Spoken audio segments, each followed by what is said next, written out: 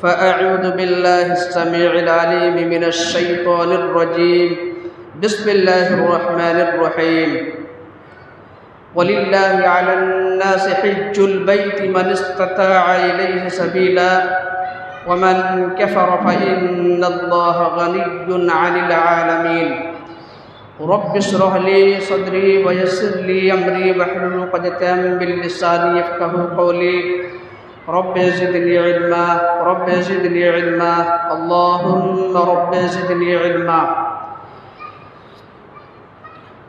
معزز سامعین، حاضرین اجماع، تمام قسم کی حمد و ثنا، بزرگی اور برتری، عظمت و کبریائی اس مالک مختار رب ذوالجلال کے لیے لائق و زیبا ہے جس نے ہم سب کو پیدا کیا، زندگی گزارنے کے لیے ہر طرح کی نعمتیں اور سہولتیں عطا فرمائی، اور اپنے آخری رسول جناب محمد الرسول اللہ صلی اللہ علیہ وسلم کے امتی بننے کا شرف بخشا۔ اللہ کی حمد و ثنا کے بعد بیش بہا درود و سلام کی ڈالیاں نچھاور ہوں اس ذات مقدسہ مطہرہ اور مبارکہ پر جو ساری کائنات کے لیے رشد و ہدایت بنا کر کے، رحمت بنا کر کے بھیجے گئے۔ اللہم صلی وسلم وبارک علیہ۔ خطبہ مسنونہ کے بعد میں نے سورہ آل عمران سورہ نمبر 3 کی آیت 97 تلاوت کی ہے۔ اس مناسبت سے آج کے خطبہ جمعہ میں میرا عنوان ہے کہ حج کیسے کریں۔ اللہ سے دعا ہے وہ ہم سب کو حق بولنے، خود اس پر عمل کرنے اور حق کا پیغام دوسروں تک پہنچانے کی توفیق دے، آمین۔ برادران اسلام،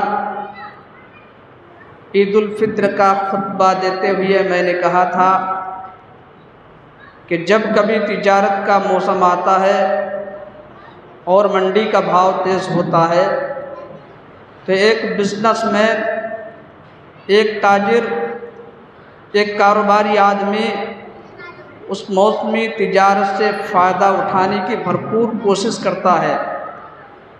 اسی طرح یہ نیکیوں کا موسم چل رہا ہے، یہ عبادات کا موسم چل رہا ہے، اور عبادات کا یہ موسم، نیکیوں کا یہ موسم تقریباً محرم تک چلے گا، یہ میں نے کہا تھا۔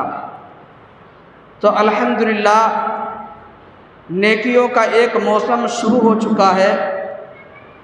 آپ سمجھ گئے ہوں گے کس کے بارے میں میں بات کر رہا ہوں، یعنی حج کا موسم شروع ہو چکا ہے۔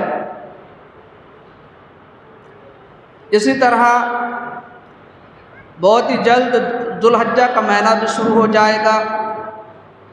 ذوالحجہ کے شروع کے 10 دنوں کی بڑی فضیلت ہے۔ اسی طرح نویں ذی الحجہ جس کو یوم عرفہ کہا جاتا ہے، اس کی بھی احادیث میں بڑی فضیلت آئی ہے۔ تو یہ حسین مواقع اللہ رب العالمین ہمیں اور آپ کو وقتاً فوقتاً عطا کرتے رہتا ہے تاکہ ہم اس کے دیے ہوئے حسین مواقع سے فائدہ اٹھا کر اپنے آپ کو گناہوں سے پاک صاف کر سکیں، اپنے رب کو راضی کر سکیں، اور رب کی بنائی ہوئی جنت کا اپنے آپ کو مستحق بنا سکیں۔ لیکن افسوس صد افسوس کہ آج ہم اور آپ ایسا نہیں کر رہے ہیں۔ اللہ رب العالمین یہ جو بیچ بیچ میں مواقع عطا کر رہا ہے، ہم ان مواقع سے ذرہ برابر بھی فائدہ نہیں اٹھاتے۔ لیکن ہمارے اسلاف کا یہ طریقہ کار نہیں تھا۔ رمضان المبارک میں میں نے کئی بار یہ بات کہی ہے کہ ہمارے اسلاف کا یہ طریقہ ہے، ہمارے اسلاف کا یہ طریقہ تھا کہ جب رمضان کا مہینہ شروع ہوتا، رمضان کے مہینے کے 6 مہینے پہلے سے وہ اللہ رب العالمین سے یہ دعا کرتے تھے کہ اے اللہ تو ہمیں رمضان المبارک کا مہینہ نصیب فرما۔ پھر جب رمضان کا مہینہ نصیب ہوتا تو وہ محنت کرنے میں، کوشش کرنے میں لگ جاتے، اللہ کا ذکر و اذکار کرتے رہتے تھے، قرآن مجید کی تلاوت کرتے رہتے تھے، نوافل کا خاص اہتمام فرمایا کرتے تھے، صدقہ و خیرات کے ذریعے اپنے رب کو راضی کرنے کی بھرپور کوشش کرتے۔ اور جب رمضان کا مہینہ ختم ہوتا تو رمضان کے 6 مہینے کے بعد تک وہ اللہ سے یہی دعا کرتے تھے کہ اے اللہ، جو ٹوٹی پھوٹی عبادات ہم نے کی ہیں، ان عبادات کو شرف قبولیت عطا فرما۔ تو یہ ہمارے اسلاف کا طریقہ تھا، لیکن آج ہم اور آپ ایسا نہیں کر رہے ہیں۔ ہم تو صرف اپنے نام کی لاج رکھنے کے لیے کبھی کبھی کچھ کر لیتے ہیں، جوش آتا ہے تو نماز پڑھ لیتے ہیں، جوش آتا ہے تو مسجد میں آ جاتے ہیں، ورنہ کسی چیز کی ہمیں کوئی پرواہ نہیں، کسی چیز کی ہمیں کوئی فکر نہیں۔ بہرحال حج کا موسم شروع ہونے والا ہے۔ حج کے تعلق سے میں نے ایک آیت بھی پڑھی ہے۔ قبل اس کے کہ حج کا طریقہ بتاؤں، پہلے حج کے چند فضائل کے بارے میں گفتگو کرنی ہے۔ حج کرنے سے کیا فائدہ ہوگا، تاکہ جنہیں اللہ نے مال دے رکھا ہے، اللہ نے پیسے دے رکھا ہے، لیکن وہ صرف سستی اور کوتاہی کی وجہ سے حج جیسا اہم فریضہ ادا کرنے کے لیے نہیں جا رہے ہیں، یا بخل اور کنجوسی کی وجہ سے وہ حج کرنے کے لیے نہیں جا رہے ہیں، تو حج کے یہ فضائل سننے کے بعد شاید ان کے اندر شوق پیدا ہو جائے، اللہ کے گھر کی زیارت کا ان کے اندر شوق پیدا ہو جائے۔ اسی لیے حج کے تعلق سے چند فضائل میں پہلے بتانا چاہتا ہوں، آئیے دیکھتے ہیں۔ حج کی ایک فضیلت یہ ہے، اگر کوئی آدمی صحیح طریقے سے حج کرتا ہے، حج کے جو شروط ہیں ان شروط کا لحاظ کرتے ہوئے حج کے سارے ارکان صحیح طریقے سے ادا کرتا ہے، تو اس کا حج حج مبرور ہوگا، حج مقبول ہوگا، اور اس کا بدلہ اسے صرف جنت کی شکل میں ملے گا۔ حدیث کے اندر آیا، صحیح بخاری کتاب العمرہ چیپٹر نمبر 22 حدیث نمبر 1773، اللہ کے رسول صلی اللہ علیہ وسلم نے فرمایا، الحج المبرور لیس لہ جزاء الا الجنہ، کہ حج مبرور کا بدلہ صرف اور صرف جنت ہے۔ لیکن سوال یہ پیدا ہوتا ہے کہ حج مبرور کہتے کسے ہیں؟ تو یاد رکھیے، حج مبرور وہ حج ہے جس میں اللہ رب العالمین کی ذرہ برابر بھی نافرمانی نہ کی گئی ہو، اور اس کی نشانی یہ ہے کہ حاجی حج کرنے کے بعد نیکی کے کام زیادہ کرنے لگ جائیں اور دوبارہ گناہوں کی طرف نہ پلٹے۔ اگر اس طریقے سے وہ زندگی گزارے تو سمجھ لیجئے اس کا حج حج مقبول ہے، حج مبرور ہے، اور اسے اس کا بدلہ صرف اور صرف جنت کی شکل میں ملے گا۔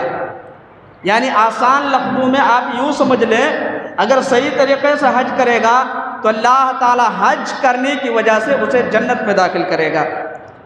حج کی دوسری فضیلت یہ ہے کہ حج کرنے کی وجہ سے پچھلے سارے گناہ معاف کر دیے جاتے ہیں۔ حدیث کے اندر آیا، صحیح مسلم کتاب الایمان چیپٹر نمبر 1 حدیث نمبر 121، سیدنا عمرو بن عاص رضی اللہ تعالیٰ عنہ بیان کرتے ہیں کہ جب اللہ تعالیٰ نے میرے دل میں اسلام کی محبت ڈال دی تو میں رسول اللہ صلی اللہ علیہ وسلم کی خدمت میں آیا اور میں نے عرض کیا، اے اللہ کے رسول، ذرا اپنا ہاتھ آگے بڑھائیے تاکہ میں آپ کے ہاتھ پر بیعت کروں، یعنی اسلام قبول کروں۔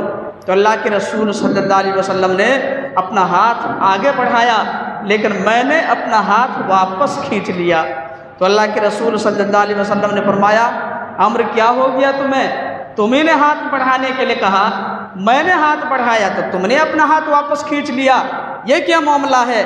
تو عمرو بن عاص رضی اللہ تعالیٰ عنہ کہتے ہیں، میں نے کہا اللہ کے رسول میں ایک شرط لگانا چاہتا ہوں۔ تو اللہ کے رسول صلی اللہ علیہ وسلم نے فرمایا، آپ صلی اللہ علیہ وسلم نے پوچھا کون سی شرط، کیسی شرط؟ میں نے کہا اللہ کے رسول میری شرط یہ ہے آج سے پہلے میں نے جتنا بھی گناہ کیا ہے، آج سے پہلے میں نے جتنی بھی نافرمانی کا کام کیا ہے، آج سے پہلے میں نے جتنی بھی برائیاں کی ہیں، میری شرط یہ ہے کہ اسلام قبول کرنے کی وجہ سے اللہ میرے سارے گناہوں کو معاف کر دے۔ تو اس وقت اللہ کے رسول صلی اللہ علیہ وسلم نے فرمایا تھا اما علمت ان الاسلام يهدم ما كان قبله وان الهجرة تهدم ما كان قبلها وان الحج يهدم ما كان قبله۔ امر تمہیں معلوم ہونا چاہیے کہ اسلام قبول کرنے کی وجہ سے اللہ پچھلے سارے گناہوں کو معاف کر دیتا ہے، ہجرت پچھلی خطاؤں کو ختم کر دیتی ہیں، اور حج پچھلے سارے گناہوں کو مٹا دیتا ہے۔ تو میرے بھائیوں یہ ہے حج کی فضیلت۔ اسی طرح ایک اور حدیث ہے کہ جب کوئی بندہ صحیح طریقے سے حج کر لیتا ہے تو وہ اپنے گناہوں سے ایسے ہی پاک صاف ہوتا ہے جیسے کوئی بچہ دنیا میں جنم لے کے آتا ہے۔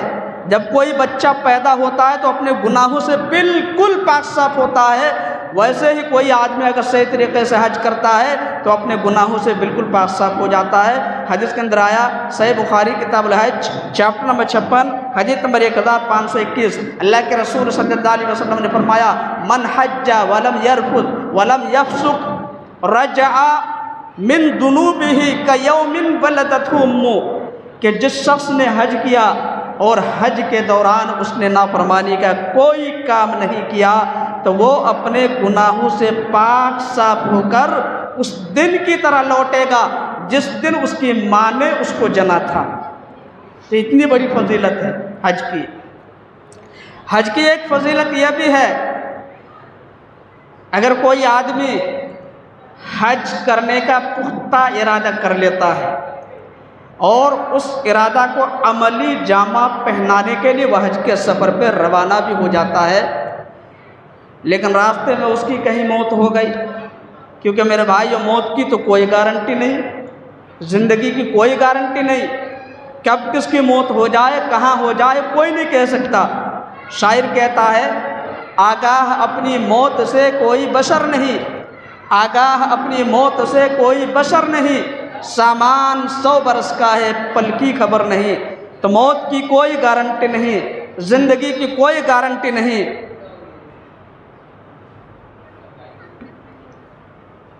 اس لیے بہرحال اگر کوئی حج کی نیت سے نکلتا ہے لیکن کہیں اس کی موت ہو گئی تو نہ صرف اس کا شمار حاجیوں میں لکھا جائے گا بلکہ قیامت کے دن جب وہ اپنی قبر سے اٹھے گا تو تلبیہ پکارتے ہوئے اٹھے گا، اللہ اکبر۔ حدیث کے اندر آیا صحیح بخاری کتاب العمرہ چیپٹر نمبر 22 حدیث نمبر 1849، سیدنا عبداللہ بن عباس رضی اللہ تعالیٰ عنہ بیان کرتے ہیں کہ ایک آدمی رسول اللہ صلی اللہ علیہ وسلم کے ساتھ میدان عرفات میں ٹھہرا ہوا تھا، اچانک وہ اپنی سواری سے نیچے گر پڑا، سواری نے اس کی گردن توڑ دی جس سے اس کی موت ہو گئی۔ تو اللہ کے رسول صلی اللہ علیہ وسلم نے اس کے بارے میں ارشاد فرمایا اغسلوہ بماء وسدر وکفنوہ بثوبیہ ولا تخمروا رأسه ولا تحنطوه فإنه يبات يوم القیامة ملبیا۔ اللہ کے رسول صلی اللہ علیہ وسلم نے فرمایا کہ اس کو بیری کے پتے والے سے پانی سے غسل دو، یعنی پانی گرم کرو اور پانی گرم کرتے وقت بیری کے پتے اس میں ڈال دو، اور جب پانی گرم ہو جائے تو اسی پانی سے اس کو نہلا دو، اس کے احرام والے دونوں کپڑوں میں اس کو کفن دے دو، اس کا سر مت ڈھانپو، اس کو خوشبو مت لگاؤ، کیونکہ جب یہ قیامت کے دن اپنی قبر سے اٹھے گا تو تلبیہ پکارتے ہوئے اٹھے گا۔ تلبیہ کسے کہتے ہیں؟ تلبیہ وہ مخصوص دعا ہے جسے حج اور عمرہ کرنے والے احرام باندھتے وقت بلند آواز سے پکارتے ہیں۔ انشاءاللہ جب حج کی مکمل تفصیلات بتاؤں گا تو یہ دعا بھی بتاؤں گا۔ میرے بھائیو غور کیجئے، وہ آدمی کتنا خوش نصیب ہوگا جسے ایسی موت ملے کہ جب وہ قبر سے اٹھے گا تو اللہ کا ذکر اس کی زبان پہ ہوگا، رب کی کبریائی کے نغمہ اس کی زبان پہ جاری ہوگا، اور جس کی زبان پہ رب کی کبریائی کا نغمہ جاری ہو، جس کی زبان پہ اللہ کا ذکر ہو قبر سے اٹھتے ہوئے، تو آپ تصور کیجئے کیا اس شخص کو اللہ جہنم میں ڈالے گا؟ ہرگز نہیں میرے بھائیوں، بلکہ اس کا ٹھکانہ یقیناً جنت میں ہوگا۔ لیکن ایسی موت کب نصیب ہوگی؟ جب پوری زندگی اللہ کی عبادت میں، اللہ کی اطاعت میں اور اللہ کی مرضی کے مطابق گزاریں گے۔ اگر اپنے نفس کا غلام بن کے رہیں گے، اپنی خواہشات کی پیروی کریں گے، تو ایسی موت نصیب ہو سکتی ہے؟ ہرگز نہیں۔ اللہ کی عبادت نہیں کریں گے، اللہ کی نافرمانی کرتے رہیں گے، اپنے نفس کی پیروی کرتے رہیں گے، تو ایسی موت ہمیں کہاں سے نصیب ہو سکتی ہے؟ آج لوگوں کی اکثریت آپ دیکھ لیجئے کہ لوگ کس طریقے سے زندگی گزارتے ہیں۔ جب دل میں آیا تو نماز پڑھ لی، دل میں نہیں آیا تو نماز نہیں پڑھی، دل میں آیا تو نماز پڑھ لی، دل نہیں کیا تو نماز نہیں پڑھی۔ اسی طرح کاموں سے فرصت ملی تو نماز پڑھ لی، کاموں سے فرصت نہیں ملی تو نماز نہیں پڑھی۔ اپنی منمانی کر رہے ہیں اسلام میں، ہاں منمانی کریں گے۔ اللہ نے اسلام اسی لیے بھیجا یا اسلام کی دولت سے آپ کو اسی لیے نوازا کہ آپ منمانی کریں گے۔ منمانی کرنا اسلام کا نام ہے؟ منمانی کرنا اسلام نہیں ہے میرے بھائیوں۔ اللہ کی مرضی کے مطابق زندگی گزارنا ہے۔ نفس نہیں کہتا، دل نہیں کرتا نماز پڑھنے کا، لیکن نماز پڑھنا ہے۔ نفس نہیں کہتا، دل نہیں کرتا روزہ رکھنے کا، لیکن روزہ رکھنا ہے۔ نفس کی بات نہیں سننی ہے، اللہ کیا کہہ رہا ہے، اللہ کیا چاہتا ہے، اس کو ہمیں سمجھنا ہے اور اسی کے مطابق زندگی گزارنا ہے، تب جا کر کے ہمیں ایسی موت نصیب ہو سکتی۔ ورنہ کیا کرتے ہیں لوگ؟ زیادہ تر لوگوں کو آپ دیکھ لیجئے، جوش آیا تو کر لیے، جب جوش آتا ہے تو تھوڑی بہت عبادت کر لیتے ہیں۔ جیسے یہ رمضانی مسلمان ہیں، رمضان کا مہینہ شروع ہوتا ہے، جوش آتا ہے تو رمضان کا مہینہ شروع ہوتے ہی یہ مسجد میں آ جاتے ہیں۔ ان کو اللہ یاد آتا ہے، ان کو اللہ کا گھر یاد آتا ہے، لیکن جیسے ہی رمضان کا مہینہ ختم ہوتا ہے، عید کا چاند نکلتا ہے، تو ان کا جوش ٹھنڈا پڑ جاتا ہے، پھر کتے کی دم کی طرح یہ ٹیڑھے کے ٹیڑھے ہو جاتے ہیں۔ میرے بھائیو، اللہ کو رمضانی مسلمان پسند نہیں ہے، ربانی مسلمان پسند ہے۔ اور ربانی مسلمان آپ بنیں گے، ربانی مسلمان بن کر کے زندگی گزاریں گے، تب ہو سکتا ہے آپ امید کر سکتے ہیں کہ ایسی موت آپ کو نصیب ہو جائے۔ اللہ رب العالمین نے کبھی نہیں کہا کہ تم صرف رمضان میں میرے گھر کو آباد کرو۔ اللہ نے تو اپنے مقدس کلام میں ارشاد فرمایا کہ وَاعْبُدْ رَبَّكَ حَتَّىٰ يَأْتِيَكَ الْيَقِينُ، سورۃ الحجر سورہ نمبر 15 آیت 99، کہ میرے بندو جب تک تمہیں موت نہیں آ جاتی تب تک تم میری عبادت کرتے رہا کرو، اور زندگی کی آخری سانس تک آپ اللہ کی عبادت کریں گے، اللہ کی مرضی کے مطابق زندگی گزاریں گے، اس کے بعد آپ امید کر سکتے ہیں کہ اتنی اچھی موت آپ کو نصیب ہو جائے۔ بہرحال میرے بھائیوں، حج کے بے شمار فضائل ہیں، لیکن مجھے صرف فضائل پہ بات نہیں کرنی ہے، کیونکہ میں نے شروع میں بتایا کہ حج کا طریقہ بتانا ہے، لیکن شاید آج حج کا طریقہ نہ بتا پاؤں، کیونکہ حج کے تعلق سے اور بھی کئی اہم باتیں ہیں، وہ باتیں بھی بیان کرنا ضروری ہے۔ حج کا سفر شروع کرنے سے پہلے آپ کو 2-3 باتوں کا خیال رکھنا بہت ضروری ہے۔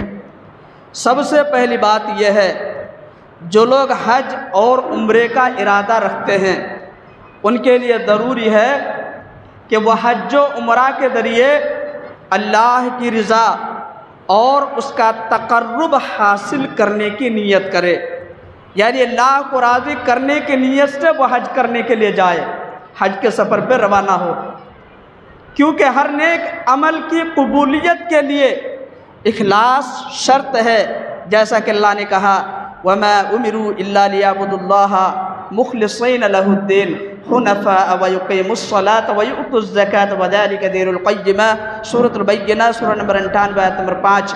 انہیں حکم دیا گیا کہ وہ صرف اللہ کے لیے عبادت کو خالص کریں، اور انہیں یہ بھی حکم دیا گیا کہ وہ ایک سو ہو کر نماز قائم کریں اور زکوٰۃ دیتے رہیں، اور یہی سیدھا دین ہے۔ اس آیت سے معلوم ہوا کہ تمام عبادات صرف اللہ کے لیے کرنا ہے۔ میرے بھائیوں، ہم اور آپ سمجھتے ہیں کہ ایک وقت کی نماز پڑھ لیے یہی عبادت ہے۔ جی نہیں میرے بھائیوں، ہم نے عبادات کو بہت معمولی چیز میں سمیٹ دیا۔ عبادت نماز بھی ہے، عبادت روزہ بھی ہے، عبادت زکوٰۃ بھی ہے، عبادت حج بھی ہے، عبادت ہم اور آپ اگلے مہینے جو اللہ کے راستے میں جانور کی قربانی پیش کریں گے وہ بھی عبادت ہے، دعا جو کر رہے ہیں یہ بھی عبادت ہے۔ اسی طرح اللہ کی ذات پہ اگر ہمارا توکل ہے یہ بھی عبادت ہے۔ اللہ کو خوش کرنے کے لیے اگر کوئی نذر باندھتے ہیں تو یہ بھی عبادت ہے۔ ان ساری عبادات کا مستحق صرف اور صرف اللہ ہے۔ تو تمام عبادات اللہ کے لیے کرنا ہے، ریاکاری نہ ہو، دکھاوا نہ ہو۔ اسی طرح حج بھی ایک مستقل عبادت ہے، تو حج بھی صرف اللہ کے لیے کرنا چاہیے۔ لیکن افسوس سد افسوس کے ساتھ کہنا پڑتا ہے کہ آج مسلمان جس طرح دوسری عبادات میں ریاکاری کرتے ہیں، دکھاوا کرتے ہیں، اسی طرح حج میں بھی ریاکاری ہو رہی ہے، حج میں بھی دکھاوا ہو رہا ہے۔ یقین نہیں آتا ہے تو آپ دیکھ لیجئے، ہر سال آپ دیکھتے آئے ہوں گے کہ جب لوگ حج کرنے کے لیے روانہ ہوتے ہیں، حج کے سفر پہ جانے سے پہلے وہ دعوت کرتے ہیں سارے لوگوں کی، جس میں قریب کے رشتہ دار آتے ہیں، دور کے رشتہ دار آتے ہیں، دوست احباب بھی ہوتے ہیں، خاندان کے لوگ بھی ہوتے ہیں۔ وہ آ کر مبارکبادی دیتے ہیں، پھولوں کی ہار پہناتے ہیں، اور جب تک وہ چلے نہیں جاتے، ایئرپورٹ میں جا کے ایروپلین میں بیٹھ نہیں جاتے، تب تک وہ قدم قدم پہ اللہ اکبر اللہ اکبر اللہ اکبر کا نعرہ لگاتے رہتے ہیں۔ ایسا لگتا ہے کہ وہ حج نہیں کرنے کے لیے جا رہے ہیں بلکہ دشمنوں سے جنگ کرنے کے لیے جا رہے ہیں، دشمنوں کا قلعہ فتح کرنے کے لیے جا رہے ہیں۔ میرے بھائیوں، کیا اس طریقے سے اللہ کے رسول صلی اللہ علیہ وسلم نے حج کیا؟ کہ اللہ کے رسول صلی اللہ علیہ وسلم نے جو حج کیا، آپ صلی اللہ علیہ وسلم نے اپنی زندگی میں صرف ایک حج کیا تھا جو حجۃ الوداع کے نام سے مشہور ہے، کہ اللہ کے رسول صلی اللہ علیہ وسلم جب حج پہ رخصت ہوئے تھے، مدینہ کی عورتیں، مدینہ کے سارے مرد، مدینہ کے سارے بچے آپ کو اس طریقے سے رخصت کیے تھے حج کے لیے؟ جی نہیں میرے بھائیوں، اسی طرح کوئی بھی صحابی اس طریقے سے حج نہیں کرتے تھے جیسے آج لوگ حج کرنے کے لیے جا رہے ہیں۔ وہ لوگ کوئی بھی عبادت کرتے تھے تو اللہ کے لیے کرتے تھے، وہ اپنی عبادت کو شو نہیں کرتے۔ لیکن آج لوگ عبادت جو بھی کرتے ہیں، جو بھی نیک کام کرتے ہیں، وہ اللہ کے لیے نہیں کرتے، اسی لیے وہ اپنی عبادت کو، اپنی نیکی کو وہ شو کرتے رہتے ہیں۔ اسی طرح حج کے سفر سے واپسی کے بعد بھی یہی ہوتا ہے، پورا مالا وغیرہ لے کے ایئرپورٹ میں کھڑے رہتے ہیں۔ جیسے ہی حاجی لوگ حج کر کے اترتے ہیں، پھولوں کا مالا ان کے گلے میں ڈالتے رہتے ہیں، ان کا سواگت کیا جاتا ہے، ان پہ پھولوں کی بارش ہوتی ہے، اور جب تک گھر نہیں پہنچ جاتے قدم قدم پہ اللہ اکبر کا نعرہ لگاتے رہتے ہیں۔ ایسا لگتا ہے حج کر کے نہیں آ رہے ہیں بلکہ دشمنوں سے جنگ جیت کے آ رہے ہیں، دشمنوں کا کوئی قلعہ فتح کر کے آ رہے ہیں۔ میرے بھائیو، کیا ہے یہ ریاکاری ہے، یہ دکھاوا ہے۔ اگر اس طریقے سے آپ حج کریں گے تو آپ کا حج کیا، کوئی بھی عبادت اللہ قبول نہیں کرے گا۔ اور یہ صرف ان لوگوں کے لیے نہیں کہہ رہا ہوں میں، جو لوگ حج کرنے کے لیے جاتے ہیں یا حج کر کے رکھے ہیں، ان کے لیے نہیں کہہ رہا ہوں، یہ سب کے لیے ہے۔ آج لوگوں کی اکثریت بے دین ہے، آج لوگوں کی اکثریت بے عمل ہے، آج لوگوں کی اکثریت بد اخلاق ہے، کرتے تو کچھ نہیں لیکن جو لوگ کرتے ہیں وہ بھی ریاکاری کرتے ہیں، دکھاوا کرتے ہیں، جو کرتے ہیں اس کا بھی کریڈٹ لینا چاہتے ہیں، جو نہیں کرتے ہیں زبردستی اس کا بھی کریڈٹ لینا چاہتے ہیں کہ ہاں میری وجہ سے ایسا کام ہو گیا، میری وجہ سے وہ کام ہو گیا، مسجد کا اتنا کام میں نے کر دیا، میں وہاں چندہ کے لیے گیا، میں یہ کر دیا، میں وہ کر دیا۔ ارے اللہ کے بندے، تم ہوتے کون ہو؟ اللہ نے تمہیں توفیق دی تب تم نے ایسا کام کیا، تب تم نے نیکی کا کام کیا۔ تو میرے بھائیوں، اللہ کے واسطے اپنی عبادت کو، اپنی نیکی کو ریاکاری کے بھیٹ چڑھا کے اپنی نیکی کو برباد مت کیجیے۔ ٹوٹی پھوٹی عبادت، لنگڑی لولی عبادت، اس کے باوجود آپ ریاکاری کر کے اسے خراب کر رہے ہیں۔ اسی طرح اس بات کو بھی آپ یاد رکھیے، اگر اپنی عبادات میں اخلاص پیدا نہیں کریں گے، اپنی نیکی میں اخلاص پیدا نہیں کریں گے، عبادات اللہ کے لیے نہیں کریں گے، نیک کام اللہ کے لیے نہیں کریں گے، تو یہ بات یاد رکھیے گا، قیامت کے دن آپ خالی ہاتھ رہ جائیں گے۔ اور صحیح حدیث کے مطابق، صحیح مسلم کی لمبی حدیث ہے، اس حدیث کے مطابق آپ کو منہ کے بل گھسیٹ کے جہنم میں ڈال دیا جائے گا۔ العیاذ باللہ، استغفر اللہ۔ آپ محنت کر کے جائیں گے، کوشش کر کے جائیں گے، نیکیوں کی گٹھری لے کر کے جائیں گے اور نیکیوں کا ڈھیر لے کر جائیں گے، لیکن وہاں پہ آپ خالی ہاتھ ہو جائیں گے اور خالی ہاتھ آپ کو جہنم میں منہ کے بل گھسیٹ کے ڈال دیا جائے گا۔ اس لیے میرے بھائیوں، اپنی عبادت کو خراب مت کیجیے، اپنی نیکیوں کو خراب مت کیجیے۔ جو بھی نیک کام کیجیے، جو بھی عبادت کیجیے، صرف اللہ کے لیے کیجیے۔ کون دیکھ رہا ہے، کون تعریف کر رہا ہے، کون کیا کہہ رہا ہے، اس سے کوئی مطلب آپ کو نہیں ہونا چاہیے۔ بہرحال عبادات میں، نیک کاموں میں، اچھے کاموں میں آپ اخلاص پیدا کیجیے۔ اسی طرح جو لوگ حج کرنا چاہتے ہیں ان سے بھی کہنا چاہوں گا کہ اپنی عبادت میں وہ اخلاص پیدا کیا کریں، صرف اللہ کے لیے حج کرنے کے لیے جائیں۔ اس کے بعد آگے بڑھیے۔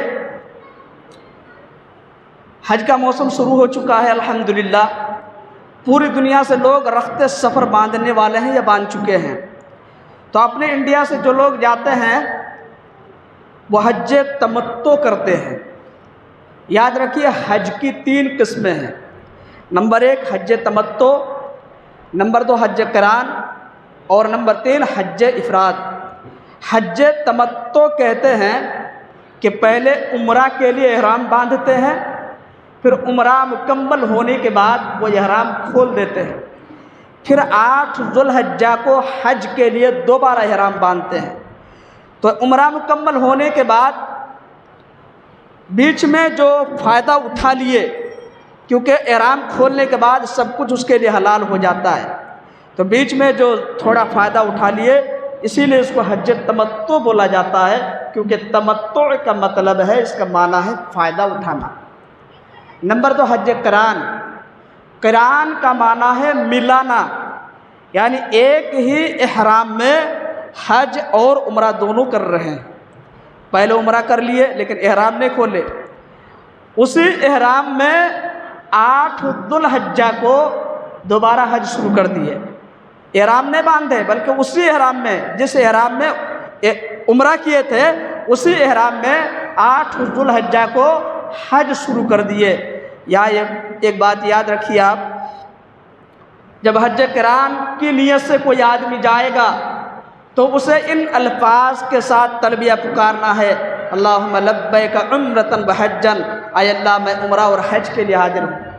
اور نمبر 3 حج افراد۔ افراد کا معنی ہے اکیلا، تنہا۔